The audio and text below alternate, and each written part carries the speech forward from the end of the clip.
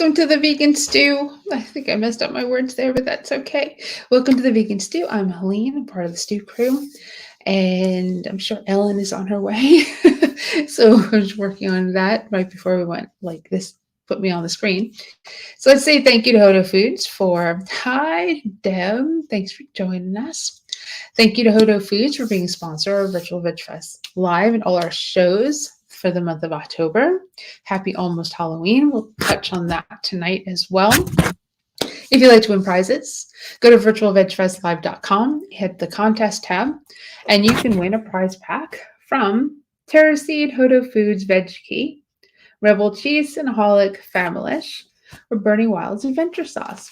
And we have 2 more prizes next month for you to possibly win. Nobody else gives prizes away like we do. So very simply, you just go, you hit the contest tab, and you do things like liking people's social media, our sponsors' social media, getting points for that.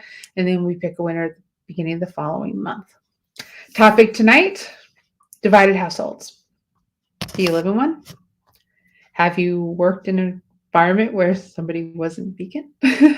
I'm pretty sure that's probably been the case. So we're going to expand on that and see where we go. Current events, everything. If you're on YouTube, please subscribe, hit the notification bell so you know that when we go live, you get notified. And you can do that with Virtual Veg Fest too. So here comes, who's on our secret tonight? We've got Marla Rose with Vegan Street. And we've got Kelly from Climate Healers. And I'm pretty sure we got Ellen working on it. So yes and yes. Okay, Deb. I don't even know what the yes and yes was to because I am not probably not be able to follow along. Let's see. I'm going to throw it to Kelly for a second. Give us some sort of thing about the climate world that everyone should know. Everyone should know. We don't have much time left. How about that? I've been reading articles in about like the decline of like land mammals, wild mammals, right? Like they're bringing that into mainstream news. So, they're starting to talk about it. And Dr. Rao from Climate Healers talked about that. That's what Vegan World 2026 was. He chose 2026, because that was his granddaughter's 16th birthday, but also because that is taking the numbers of the current decline. That is when we will get to zero land mammals at the current rate of decline, right? And the numbers that I'm seeing in these articles, they match that decline, right? They're talking about how severe it is. So yeah, we can't. We're not doing very well with our numbers. Yes, Dr. Rao is amazing. We all agree with that. The Paris Accord, he comes. Ellen's there. So the Paris Accord, we're not meeting the numbers. So I think I saw a little glimpse of we're over, like 40% off, 40 something percent off, if I was reading that correctly, with the agreement that we all agreed as a world that we're back in to, do something about, take care of the planet. Not really happening. So something on the happier side, which I'm not quite sure, is our article happy? Marla? Oh, I'm sorry. I was just contemplating how I'm going to end my life. No, I'm kidding. I should. Yeah, no, the article, the news story I'm reporting on is good. I mean, it's just like everything's such baby steps. We need so much more participation. But okay, so it's definitely a good story. LA City Council, Los Angeles City Council, just adopted the plant-based treaty, the largest city in not only North America but the world, to adopt this. And it is a doctrine that proposes transitions away from animal agribusiness and toward plant-based sustainable living. So there's like 3 R's to it, which is relinquish, meaning transitioning more. Relinquish part is no more expansion of animal ag. In the areas that agree to this. Redirect redirect toward plant-based alternatives and restore lands, like kind of what Kelly was talking about, back to that are less that are just sustainable and more healthy. So this is the person behind this is Anita Crank, who is from Toronto Pig Save, and it's a 200 group coalition. Buenos Aires just signed on to it, and the mayor of Los Angeles still has to sign it for full information, but it's going to be presented to the mayor. There's a giant mayor's conference coming up, the C40 something, the World Mayors Summit, and they're going to try to really encourage participation and engagement and adopting. It's like there's so much of everything.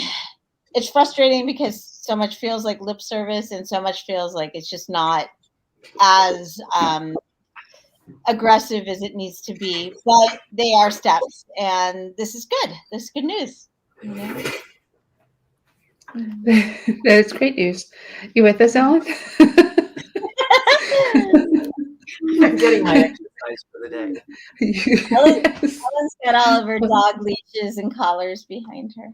And her hair looks great. You got your hair done. Oh, like I haven't showered in days. I've been behind the books or the computer screen watching PCRM videos. Sorry. That's great to know, but at least you have power and internet. And how was the damage at your house? Because what we're talking about is we're going to go back to Hurricane Ian, because it did impact Ellen a couple of trips to North Carolina. And that storm just kept running after me. It was crazy. I went to, I thought I should get ahead of the storm if I was going to be speaking at the Asheville Veg Fest that you amazingly organized. And so my neighbor said, well, I left 5 days early ahead of Hurricane Irma. That was the last big one we had through here. And it wasn't enough. I got stuck on I-75. So the storm was hit Wednesday, Thursday. I headed out on Monday and was terrified that I wasn't going to make it. Loaded up the car with canned beans and other canned goods, and just hit the road. And it was fine. Didn't have any trouble. But of course, the storm headed up the coast. So as you might have expected, the event and many of the others were canceled. So I drove back to Florida and then came back up two weeks later when it was rescheduled. So, that part was fine. And, really, I have nothing to complain about. I've been so overwhelmed with catch-up. I mean, it was basically like I was gone for 3 weeks. And even though, I stayed mobile and did what I could, there were just some things I couldn't do. And I'm also this instructor online. I teach as many as 3 classes a day for this Get Set Up organization. And it's on veganism mostly, as well as fitness. And so I was doing that remotely, and it was just all insane. But as far as damage, major trees were uprooted. I did a post on Facebook this weekend. We went out to our barrier island where most of the locals go. And, John Ringling, it was bad enough that he invented circuses, right? And animals to the epitome like we have never experienced. But he also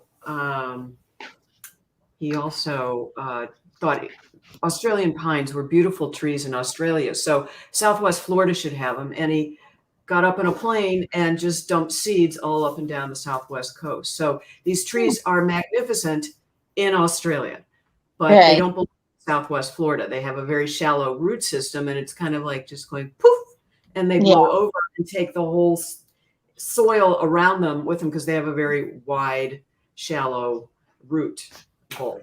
And we saw some of these. It was just incredible. They were my boyfriend was there, and I have a picture of him, and the tree completely uprooted all the roots. It was like 3 times as tall as he was. That's how, just to give you some perspective of the damage. But there was, I mean, just bizarre things. South of us in Venice, which is about 30 minutes to our south, there was this theater that we had been to see live productions, and it had been restored, and it was just beautiful. And it just sliced it in half, took out everything inside. And the bizarre thing is, we went there this weekend because we wanted to support this Italian restaurant that was across the street, and they allowed dogs, and they have a big dog beach in Venice that just reopened. And the beach was actually fine. But so we went to the restaurant, and the theater lights that were stories tall, because that's where the top of the roof was, they were still there. I mean, but the back part of the stage was just, I mean, that whole wall was gone, and you could see right in, and the roof was gone. Sounds like a tornado. Yeah. Yeah. And tornadoes are so indiscriminate. Yeah. And, a friend of mine said to me, "You'll never regret having evacuated." And as a reporter, I covered some minor hurricanes, Cat 1s in Miami, but it was just enough to know that I never really wanted to be around if there was a serious one. And we had, the first summer I moved down officially to Southwest Florida in 2004 or 5, we had like 5 hurricanes that summer, and we lost power for 2 of them for 2 weeks. And a lot of people lost power that long here. I think most everybody's been restored now. But just the destruction and the idea that the people who stayed here in Sarasota, we do a dog walking group every morning with our dogs, and any woman who was here, it's all women in our group. They just said they were scared shitless. And I can't imagine having been here. My boyfriend stayed here with the dog and with Princess the dog and Pumpkin the cat, and they just held their bodily functions for a while. And that was the thing that everybody said, it lasted so long. It wasn't like some of the past hurricanes that kind of went through in a few hours and they were done. This was here for like almost the whole day. So we were very lucky. It rained up here for 15 hours. I mean, in North Carolina, 15 hours it rained. And of course, like a major tree came down in our yard, grazed our house. Saw that. I was like, it is still raining. It just rained and rained. And it wasn't like a light rain. It was heavy, windy, stormy rain. And did you guys flood? Did we do what? Well, I didn't lose power. Did you flood? No. I don't live where it can flood. Oh, okay. So I'm very fortunate. Yeah, very fortunate. And it just, it rained, it flooded in Raleigh, it flooded in areas of the triangle, but where my house is, we don't flood. And there's poor neighbors that probably did because they bought a house that there's a hill that comes down and water goes downhill, and they have a driveway that angles down. So that's what water does. And as a realtor, Ellen, that if someone's going to buy a house with a driveway that angles down into your garage on a hill where rain can come down and then go down into your house, you made a choice. It's going to flood. That's kind of a basic thing. Even in a mild rain, you're going to get that down. I remember my father saying it when I was really young. Never buy a house where the driveway goes down. Okay, right. But it's one of those things. Being someone who also has a real estate license in multiple states, I would advise against a house with a driveway that angles down. But some of you might have it, and if you flood, that might be one of the reasons. Besides the fact that it rains more and there's torrential storms, and Deb said for Arizona, can't imagine how terrifying a hurricane is. We're experiencing more and more microbursts, droughts, and wildfires here in Arizona. Yes, and a governor. And politicians in Arizona. One of the most powerful graphics that I remember, because I ran up to my boyfriend's mother's house, who lives near Asheville. And we were just watching TV the whole time. And the most powerful graphic I saw was a model of Hurricane Charlie, which came through here about 15 years ago. And the entire hurricane, with all of its pinwheel rain bands, fit inside the eye of Ian. Inside the eye. I mean, this was a monster storm of rain and wind, and all these melting ice caps have to go somewhere. So this is why Inconvenient Truth, hope everybody saw that, is just, it's coming true big time. I mean, he really nailed that prediction. And the way it'll work out in the winter is there's more moisture, so we're going to have more snowstorms. And of course, people are going to say, "Oh, it's a blizzard. It can't be global warming." But yeah, that's not how it works. Well, to keep us on topic, Sherry, thank you for today. We didn't really get a lot of catch-up time before we went live, so we're kind of doing that for you in front of you. But our topic today is divided households. And what does that mean? Well, it could be in the house that you live in and the partner or people that you live with. How many people make the decision one day to start eating whole food plant-based, Marla, don't do that, whole food plant-based and eat vegan or become vegan, and their partner says no, and their kids are like, you're out of control. I'm like, I'm not doing that. Now you've got separate meals. Or couples that make the decision together, because we have that here too. You find someone that you're with who is vegan. You, of course, write a book about it. So let's get you right now. And then you have someone like me who lives with someone who's not vegan, but the house is vegan. And it's not an impact, but we have had conversations about maybe having some things that aren't. And he's watching, so I need to watch what I say. So who wants to start? Ellen, start us off. You wrote a book about it. That's how important it was. Yeah, because my last and ex-husband was not vegan, and he had heart disease big time, and his best friend, who reversed his prostate cancer on a vegan diet, said, you live with one of the best vegan cookbook authors in America. Why don't you just eat what she makes 3 times a day? And his answer was, I can't. And the real answer was, I won't. And when he had the death-defying heart attack, even then, he woke up from surgery and said, I never want to have this kind of excruciating pain again. Help me go vegan.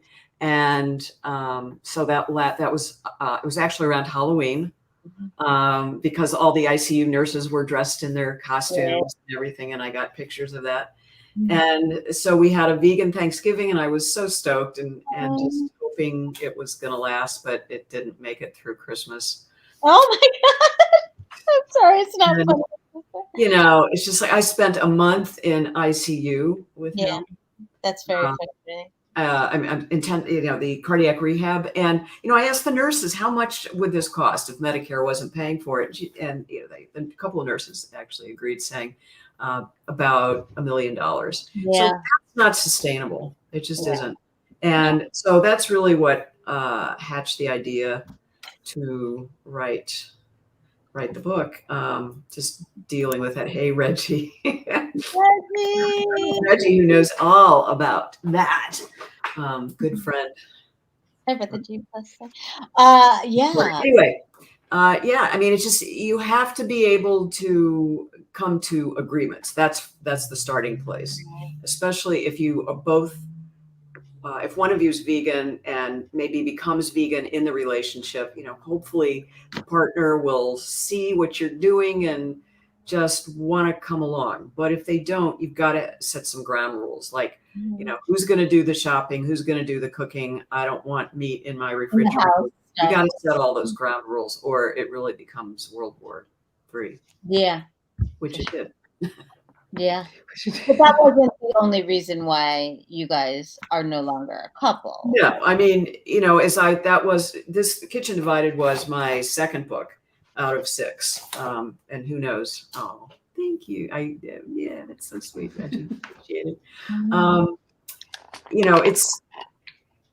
You just never know what direction life's going to take you. And I was really hoping he would kind of come along to the party, but because when you have heart disease, before you have bypass surgery, which he eventually did when he had his heart attack, and you go on the heart lung machine, your brain is starved for oxygen. So the short story is he became paranoid and delusional, and came home from a business trip, a book tour trip.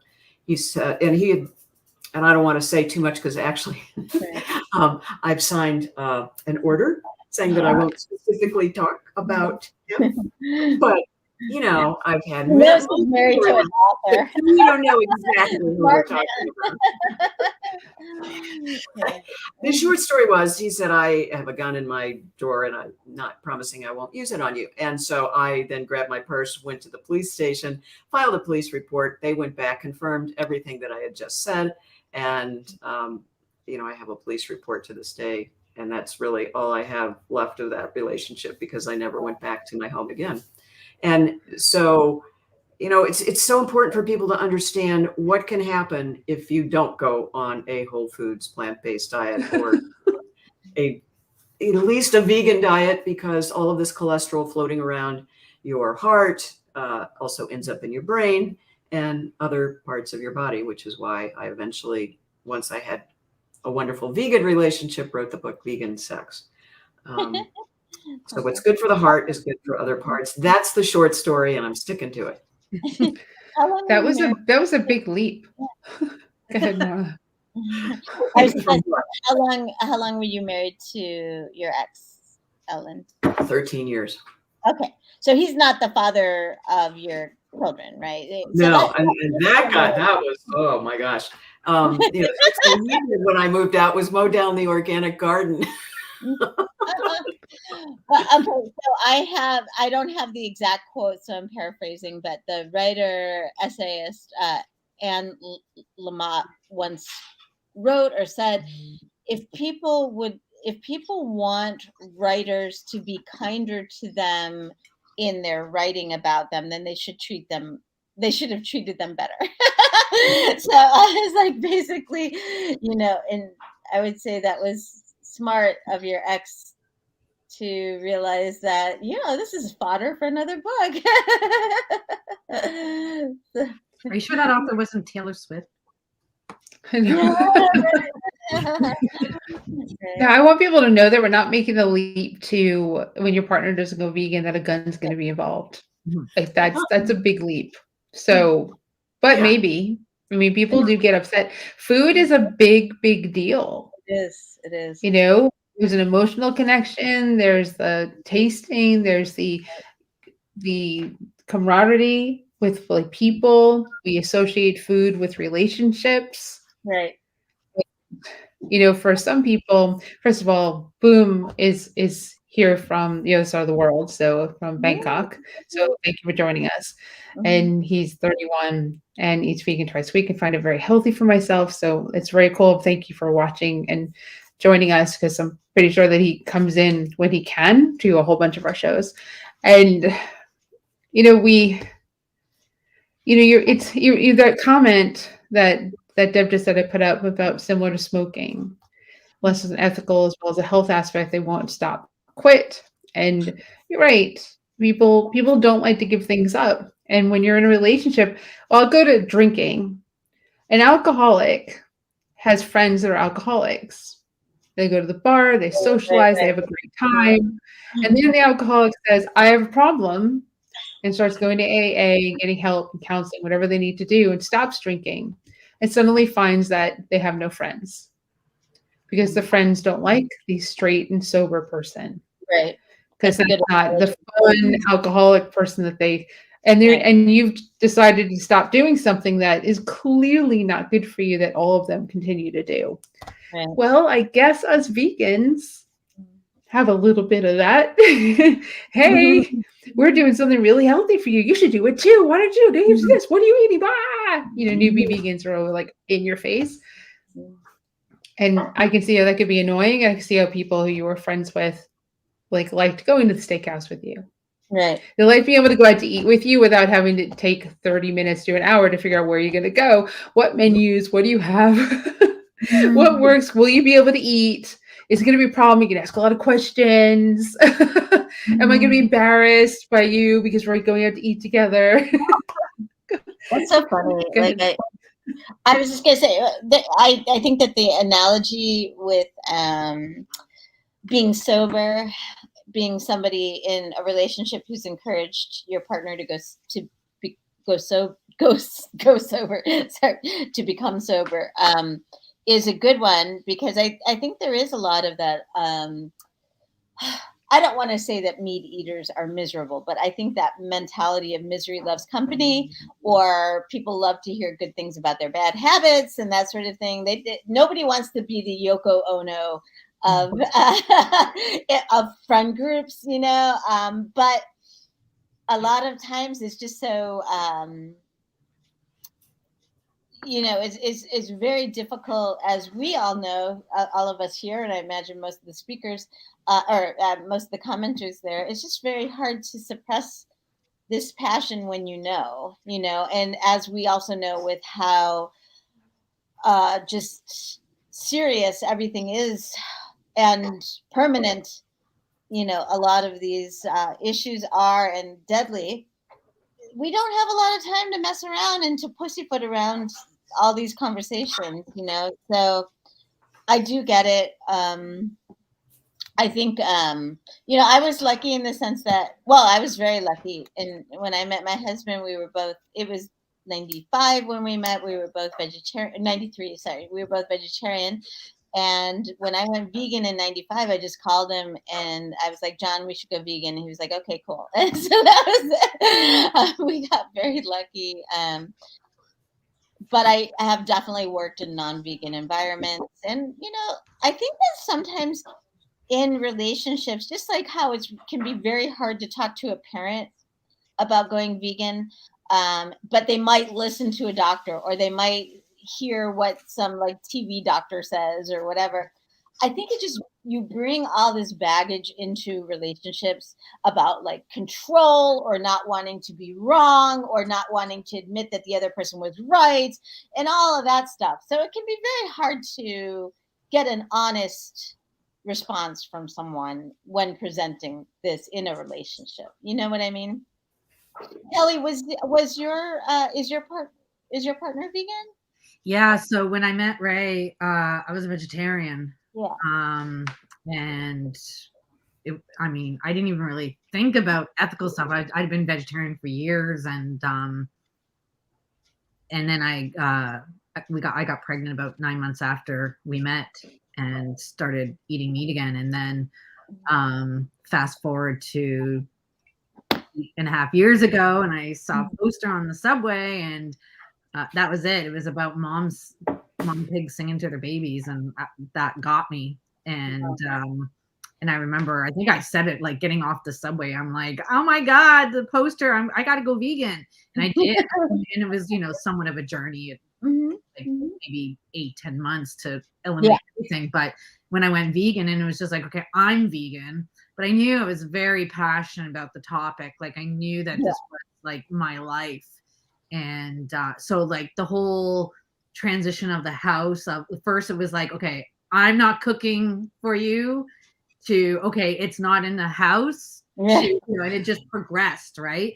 And Ray is very much an intellectual and a debater. So so he like, there was just that constant, rebuttals, right? So, but when he went vegan a year after me. It was not for ethical reasons. It was we watched Cowspiracy, and he went vegan for environmental reasons. Same with my husband originally.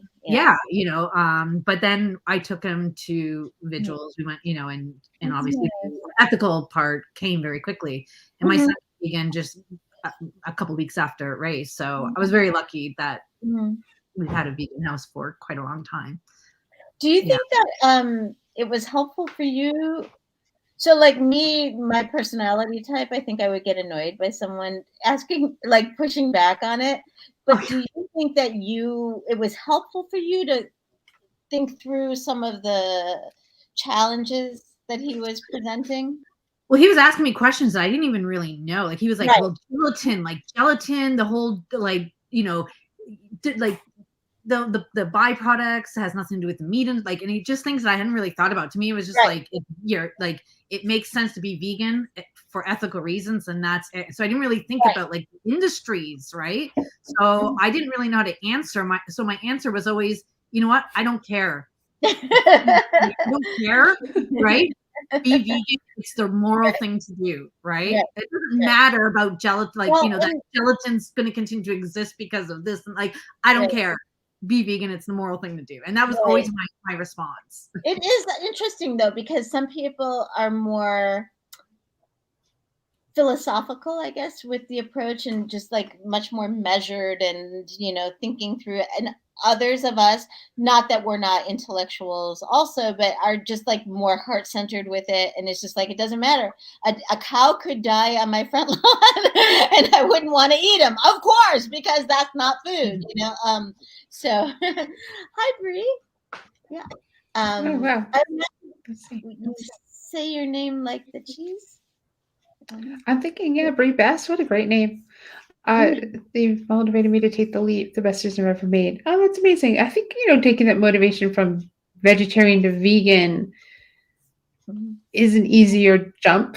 Yeah. Because you could be mostly the way there if you're not eating eggs or you're not eating dairy or something. So I think that really helps as opposed to like someone who actually is an omnivore. And Deb will get to the liberation pledge in a sec. If someone is an omnivore, like Steven's an omnivore. Nobody knows that. Everyone doesn't think that. I mean, why would you think that? He doesn't ever eat animals when we're together and we do all the stuff that we do. But he hasn't made that leap and he's watching. So would I want him to? Of course, he knows that. But I love what Kelly said. It's the moral thing to do. Exactly. It is.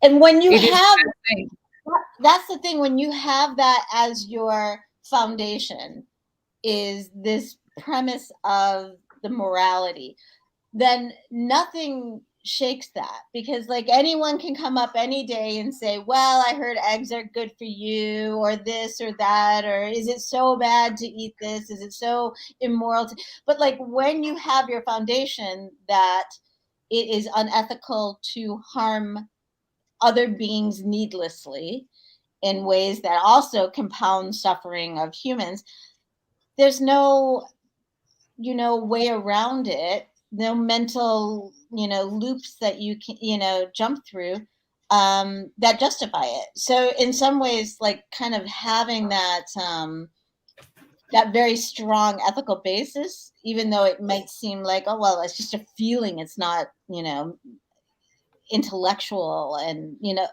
but in many ways I feel like once that was cemented for me, and Kelly, like you, that first year I was kind of like in and out and figuring it out, but once I saw the footage of like dairy cows and chickens in egg farms, I could no longer hide from the reality that these industries are as violent or worse than the meat, or as violent. We're not here to quantify cruelty, but once that was firmly implanted, because I could no longer hide from it, then it was just like, I'm not playing games anymore. This this is what it is. So yeah, that first year for me was just like the morality part was there. It was just the addiction part. It was like, how do I replace? How do I learning to be a vegan, learning how to cook vegan, right? Just finding resources and all that. Right. Yeah. And that's an important aspect of all of that. And that's why it's really important, I think, as vegans, that we are not I mean, one of my personal peeves, I guess, is when people add on all kinds of other avoidances or whatever, like foods that are off limits, like nuts or seeds or soy or gluten or whatever. When vegans do that, to me, that adds so many roadblocks to something that already seems so out of reach. So yeah, no, I totally agree. I think we absolutely need to remove as many obstacles as possible. And like I appreciate that, Boom mentioned, he has 2 vegan meals a week. Nobody like jumped down it. Why not 3? Why not 10? Why not every, it's like we're all we're moving. Progress is progress, right? I think we have evolved so much because of technology. And when I was a TV reporter, I would have salivated to have a little device like this that would get me into places where, we would go undercover and we would devise these crazy ways to put a camera in a canvas purse with a lens on one end of it or under a baseball cap. I mean, just weird things that we don't have to do now.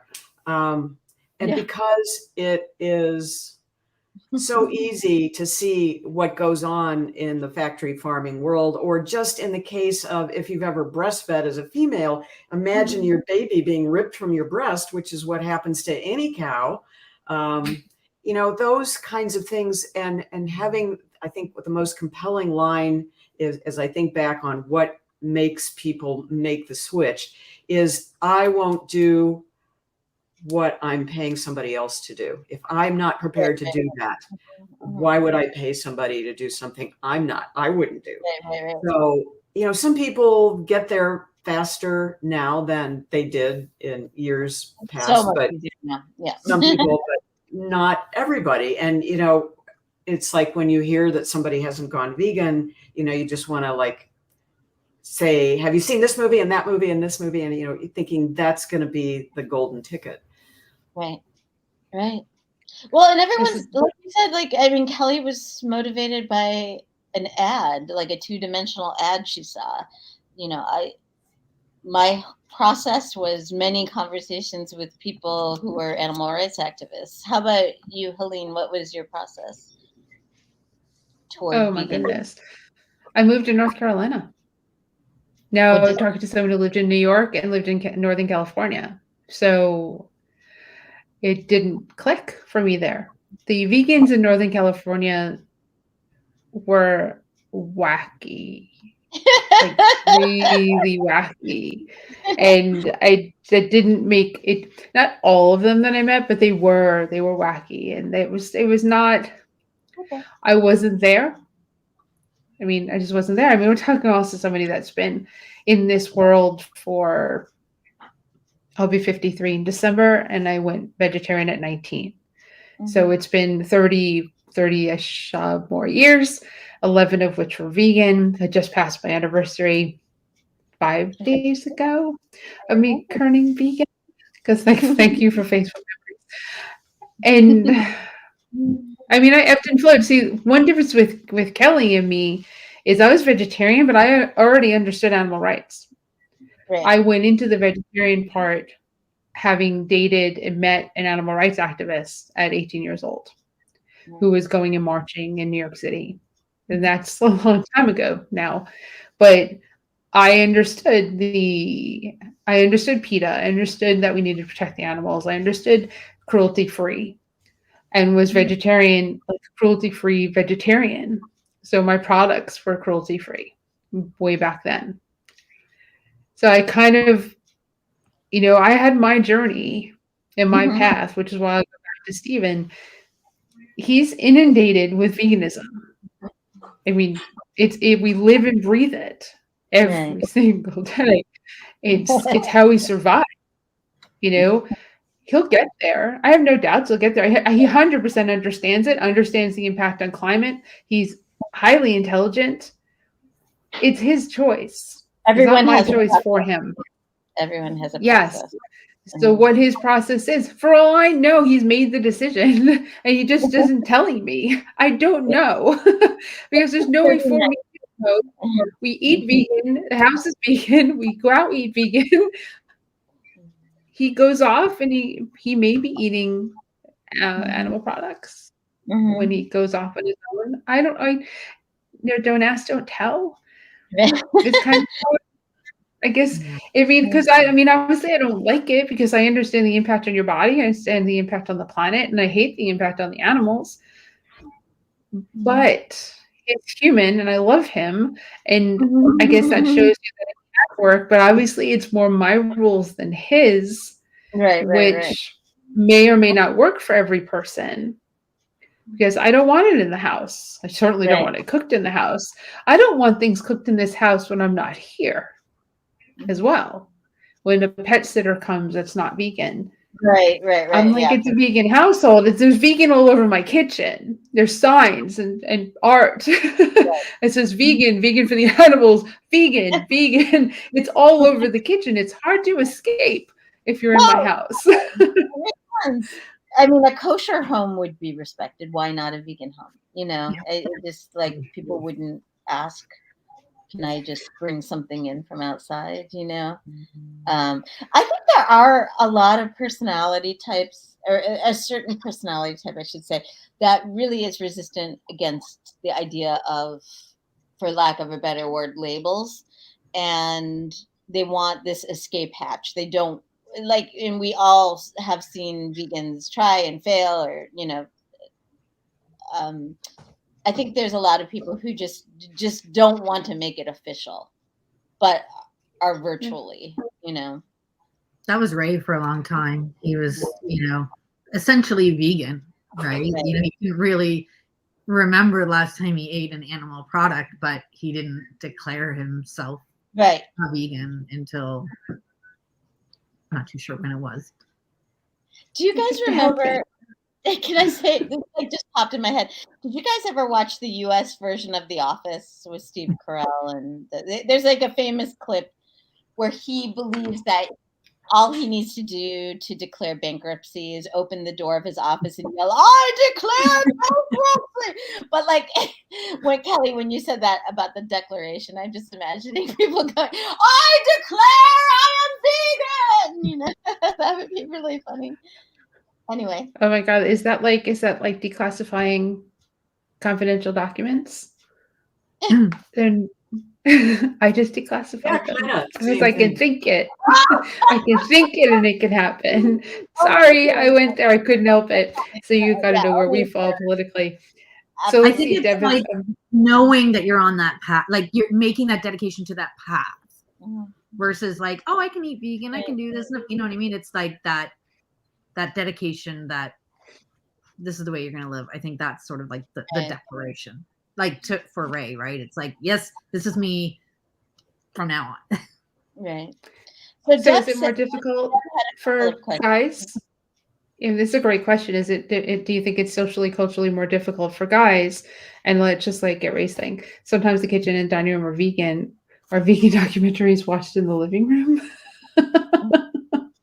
We already knew we liked him. The Game Changers really put out there that vegans can excel, as I like to say, plants enhance. I mean, that's been my whole thing with running, is just to prove we aren't weak. Right. And yet, I think when guys decide on their own, I mean, that was sort of the charm of my current boyfriend, is that, as I like to describe him, he's a self-taught vegan, and they're a rare breed, really. But he was motivated for health reasons for his son, and was looking all over for answers, and that he just kept coming back to it. And then once he made that transition, it's like, everything else fell into line ethically, and it wasn't a far stretch. But I think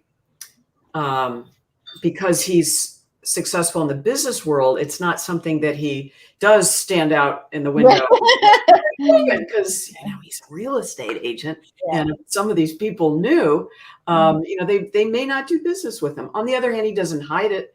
And we're having a Halloween party at the office tomorrow, and it's going to, as they always are, 100% vegan, and he will announce to the group, whoever shows up, that everything is vegan. So, but on the other hand, I think it's harder only because it's just not as, at least historically, hasn't been as accepted. I think because athletes, especially male athletes, have made it more acceptable now. It's easier that way, and maybe there's not such judgment. Right. But I think for guys starting a while ago, before it became more acceptable. Right.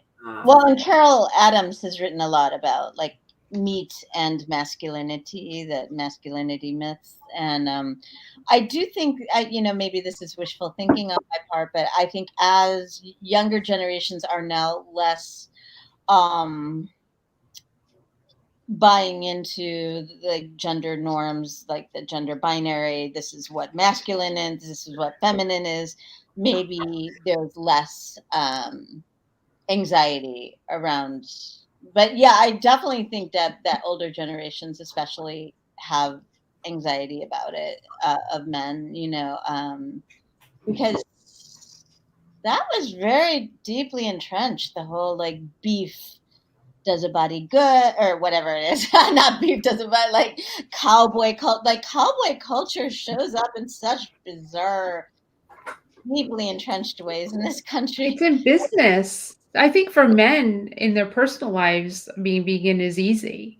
I feel Yeah. like in business, I found a lot of men, like when they have to go to a travel for Yeah. business or Yeah. business meetings, like where they involve food, they don't eat vegan because it's just too uncomfortable Right. to say I need to eat vegan at this meal or travel and be vegan, that they just kind of put it to the side and then they come back to their lives and they keep moving forward. I mean, that could Right. be anybody because business and food is incredibly uncomfortable. I've had very uncomfortable experiences as a vegetarian as in business meals. And but as you grow older, maybe it is growing up, you learn to Mhm. speak up for yourself and that it's Mhm. okay for you to have your boundaries and what you feel and what you are. And Right. that if you were allergic to seafood and your Right. Just eat that restaurant shrimp. is Mhm. a food restaurant and it'll kill you to eat the food, you're not going to eat the food. You're going to say, this is going to kill me. So Right. can we either pick a different restaurant if we make sure they can make me something with no seafood in it? Right. Like you'd speak up. Right. So even if you're male.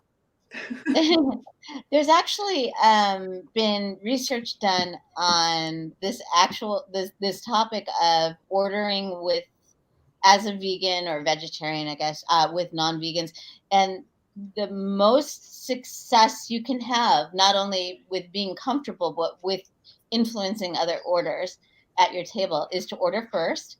Look at the menu, figure it out ahead of time so you're not like asking 50,000 questions to your server. Even call or email. It's just so easy now behind the scenes to get that work done. Then when you come in, you can place a beautiful order that won't be awkward. And I have fun. I don't know about you guys, but when I order first, a lot of times people in mixed groups will say, "Oh, that sounds really cool. I'm going to get that." So it's not a bad idea. Yeah, when it We've arrives, then got they really some want to eat it. yeah, then they like eat your food. And well, I'm that No, person no, where we no, no, order food. no, We no, no, we no. order food and like Stephen and I'll get multiple things. And the thing that he ordered is in front of him and the thing that I ordered is in front of Yeah. me. And I like his better, so so I don't end up eating what Yeah. I ordered, I end up eating that. And sometimes I, eat I don't want either. So they both go to him and they'll eat like the third dish that we got. So let me see what else. I go to any A lot of restaurant, they usually make a vegan dish has to regardless where I do go. That's awesome. Lala. I would love to know if you're male or female, because that would be something. And of course, Stephen is watching, so here's what he said. Let me support you in everything you do. 100%. I love our life together. I'm 98.97% there. So it begs asking, what is it going to take for the 1%? 1.03%. I didn't say it. You got to answer to Ellen.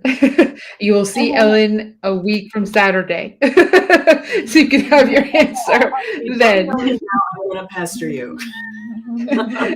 Race and climatarian was a stepping stone to ethical veganism because climate science didn't have a sentimentality that clashed with masculinity. It's foolish when men still need to be stoic. That's a really good point because climate does impact all of us. And what you put on your plate will impact the climate. Right. So that's a really great point, Ray. Thank you for that. I think female. Okay, there we go. When I worked at Smith Barney, You know, that was as corporate as I could have gotten at that point in my life. And I had my McDougal cups in my desk, and the only choice I would get on the working lunch pizza was the topping or the salad dressing, and I would usually just eat the salad. Right. And we had steak dinners at Morton's, and you know, I didn't hide it. I mean, I was very outspoken. I mean, I was one of 5 women in an office of 40 guys, so I was already kind of an oddball. Anyway, I didn't make apologies for it. I would say I'd do this for medical reasons. I mean, nobody questions you, just to kind of keep, if I needed to keep the conversation short. And I tell the story, and if I've said this before, you tell me you're telling us the same story again. But at Disney one year, went there with a large group, and we were at a table, and I just said, I'm allergic to dairy. And then the head chef comes out and makes me sign a waiver, understanding I'm making food in a kitchen that has dairy. Right. You know, I thought it would kind of short circuit the, you know, getting what I wanted, because when you say I'm allergic to dairy, you know, that sends off a very clear signal as to what it is you want. Right. Yeah. I mean, I find that, I mean, of course there are jackasses everywhere, but I find that the more comfortable and confident I am with it, and the less I kind of feel like I've got to, like, you know, be sneaky about letting people know that I'm vegan. I mean, I'm so out at this point. I'm like Liberace. But I mean, not that he was. Never mind. There should be a better example. But anyway, but the point is that I think the more confident and comfortable you are with being vegan, the less that kind of thing can affect you, you know. And I can't speak to relationships just because I've always been with it. I mean, since I've been vegan, I've always been with a vegan. So that's really interesting, because I'm trying to think back of like when I went vegan, and I've had 2 jobs in between, and there's only been one guy that was like an absolute like jerk, like, you know, like going out of his way to make comments. And so, you know, I would just make a comment back, right? But everyone else were like, all the men that I worked with were actually like very respectful. Yeah. So that's awesome. I think that generally, yeah, like I said, there are jackasses here and there, but I think generally people, it's especially less and less of a big deal these days. You know, it's just not that big of a deal. Yeah, with Ohala talking about Ultra, you know, Rich Roll, wasn't his book Finding Ultra, or Brendan Brazier, maybe it was his. Yeah, I get the books confused. Thrive Diet. Both of them are ultra marathoners and have been great role models for the distance running and performance. And you know, I've talked long and hard about all the running that I've done. I'll be 70 in 3 weeks, and a runner for 41 years, vegan most of that time. So the recovery is amazing. The inflammation is so minimal. You know, recovery is just a breeze, especially on these longer distances, or, you know, the shorter sprints, which I do now too. And, you know, it could be kind of a game changer for people who are eating an animal-based diet, because I know 2 runners locally who, one is in my age group, the other is 10 years younger, both with cancer. And, you know, we need to be able to corral our immune system to fight all the things that have come our way and are coming our way. You know, I mentioned to Helene that I'm re-upping my PCRM Food for Life designation as a cooking instructor, and I'm watching all these videos, and just kind of the studies that are coming out now are really amazing, especially like COVID. Your odds are better to not get it, or if you do, less severity on a whole foods plant-based diet.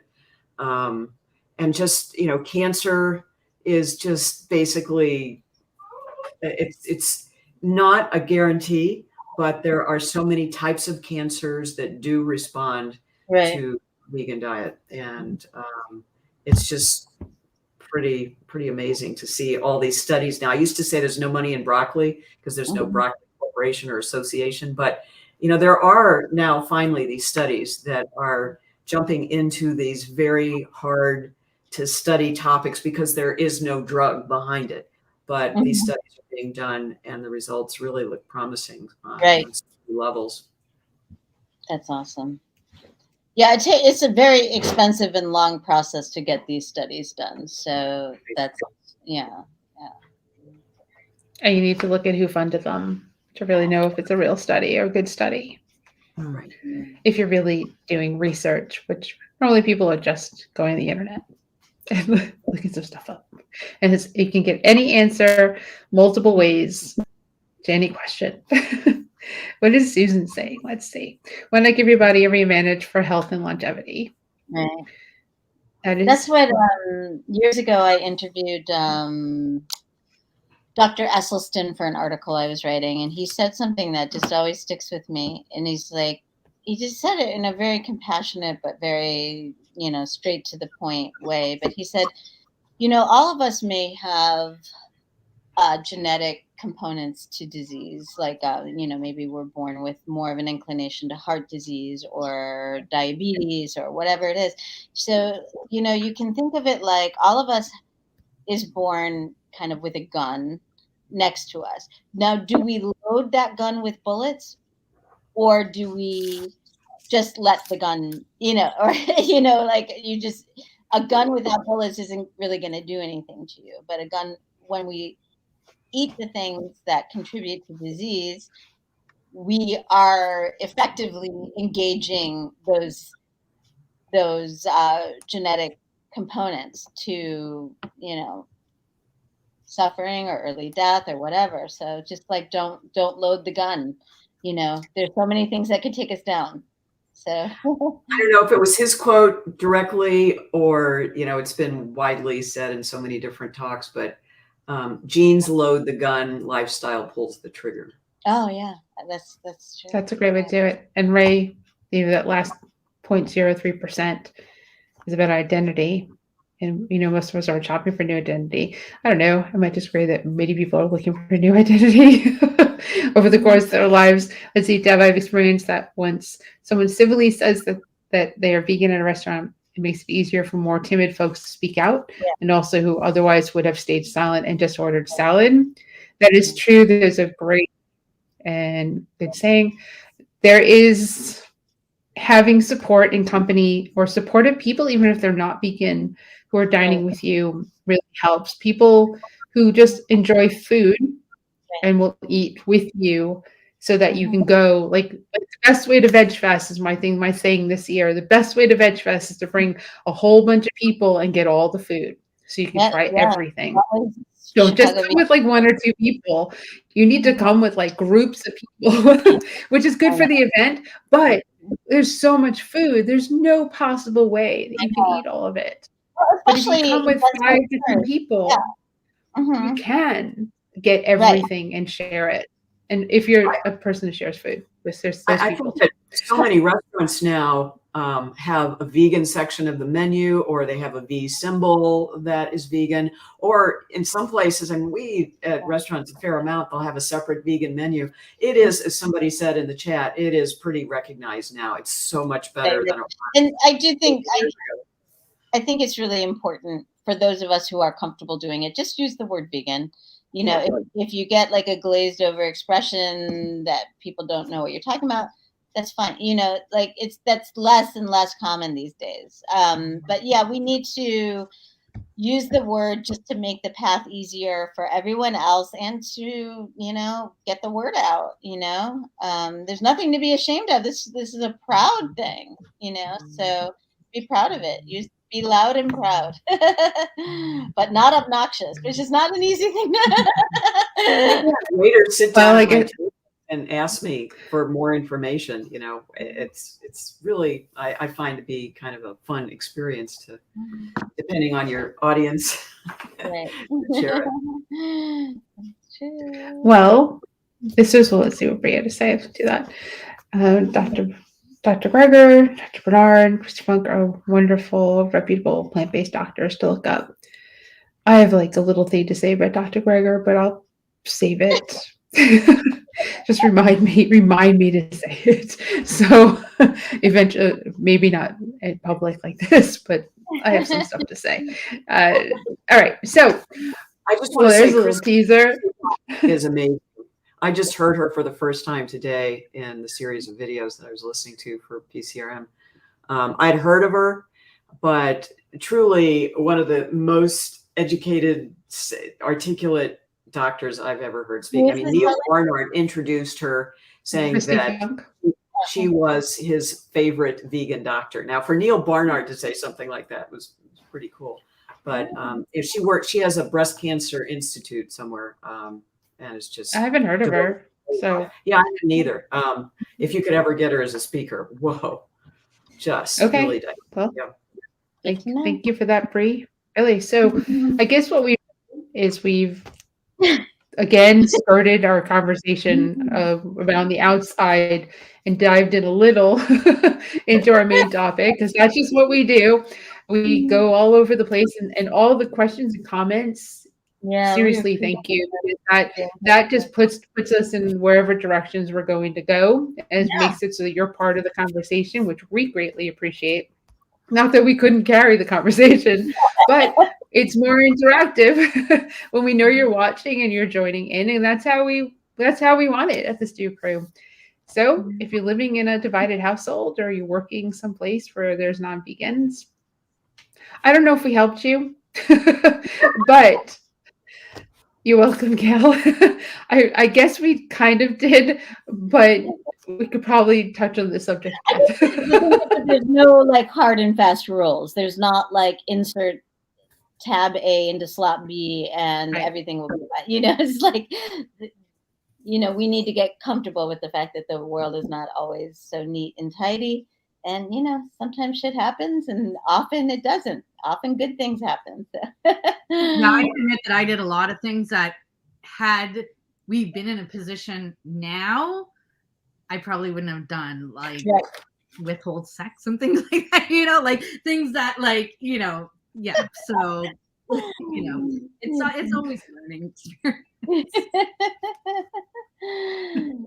This has been a great conversation. Yeah. It's a really great conversation. And that's why we do this, because it's a really great conversation. Okay. Yes, we do like to stir the pot. We do. That's why we're the vegans too. All right, ladies. Well, Stew Crew, thanks once again for a lively talk. And I'm going to close out our show and say thank you, Marla. And thank you, Kelly. Thank you, Ellen. And it's good to know other vegans are handling these situations. Thanks. You're welcome, Deb. Thanks so much for joining us. Well, thank you for another episode of the Vegan Stew. And next week, I'm pretty sure, is the first Wednesday of the month, which means it's time for Coach Kayla with her monthly show. And we'll be back the following Wednesday with some topic of conversation. Maybe Halloween that we didn't touch on at all. We meant to, and completely gone. So maybe we'll talk about what, 2 weeks after Halloween, what it's like for, vegan candy, or what it's like for all of you. So we are, let's see, Susan, we are every week except for the first Wednesday of the month. That's Coach Kayla. And thank you, Bree. And thank you, Reggie. And Lala, thank you. And and Ray, we love you too. And be kind to one another. Thank you, Hoda Foods, for sponsoring an all-hour. We are 7 p.m. Eastern time, Susan. First Wednesday, every Wednesday is over the first Wednesday of the month. And then Coach Kayla, 7 p.m. So you get your medical type health questions answered with Coach Kayla, registered dietitian, on the first Wednesday of the month. So you can't miss out on Wednesdays at 7 p.m. And there we go. Lots of love going on. You're welcome, Susan. Lots of love going on in the chat. Check it out. So go to virtualvegfest.com, enter a contest, hit the contest tab to win cool prize packs. We do that monthly. You have 5 more days of the month to win one of the October ones. And we just want you to be kind and be healthy. And if you're living with someone who's not vegan, or they're living with you, if you're not the vegan person, then compromise is the way relationships work, right? It's just food. but we're on the ethical side. So I wouldn't say that to the vegan person. I would say that to you as the non-vegan. It's just food, and the food is absolutely incredible. Anything you can eat, I can eat vegan. And I just so happen to be in my humane meat shirt from Compassion Company, who has a shirt that says anything you can eat, I can eat vegan. And he'll be at all our festivals closing out the year. So plug for Compassion Company, go check them out. But just be kind and get along with one another. If you truly love one another, you can make it work, without a gun, like Ellen said. So hi from South Beach. Hi, Boomer Beyond Wellness. Thank you for joining us. And thank you, Deb. I'm trying to close out the show. All right. Well, thank you. Thank you. Thank you. And we will see you in a couple of weeks. And tune in for Coach Kayla next week. Thanks, everyone. Have a good night. Bye.